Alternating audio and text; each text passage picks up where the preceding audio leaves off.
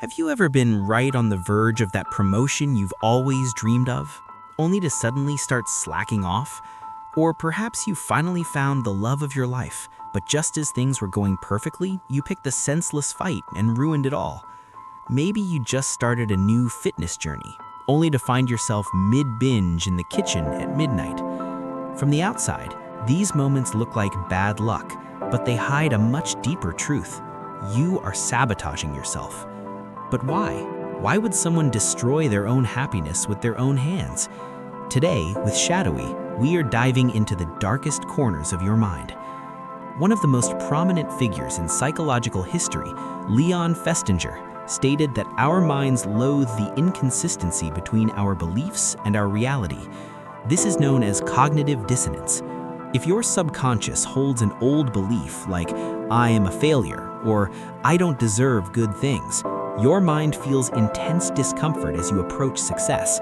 To resolve this tension, your mind tries to pull you back to that familiar old version of yourself, the one that fails. In other words, you don't sabotage yourself because you've succeeded. You do it because you hold a flawed belief that you aren't worthy of that success. Your mind sacrifices your happiness just to prove its old beliefs right. History is full of leaders who conquered others but were defeated by themselves. Napoleon Bonaparte was a genius who brought almost all of Europe to its knees, yet at the very peak of his power, his own mistakes and arrogance paved the way for his downfall. During his somber days of exile on the island of St. Helena, he looked at his reflection and made this historic confession. "The only thing that destroyed me was nothing other than myself. I was my own greatest enemy." Napoleon's tragic realization proves one thing.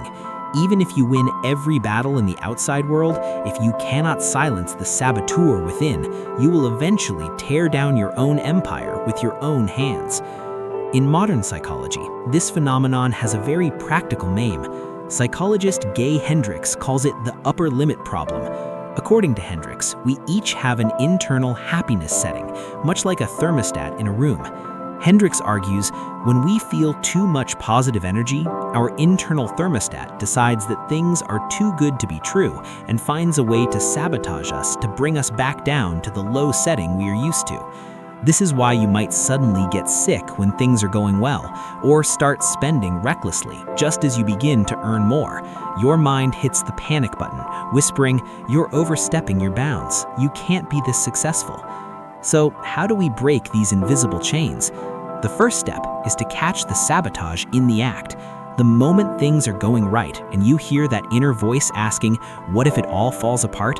Stop and tell yourself, "Right now, my mind is trying to keep me safe by pulling me back to my old self, but I am on the verge of change, and I will keep going." By recognizing your internal saboteur, you strip it of its power. Remember, shadows only exist where there is light. When you face the shadow within, you will realize just how bright your light actually is. The journey may be difficult, but you will achieve your greatest victories by winning the war within.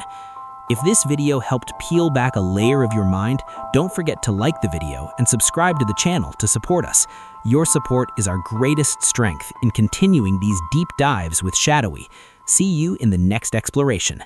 Keep protecting your light.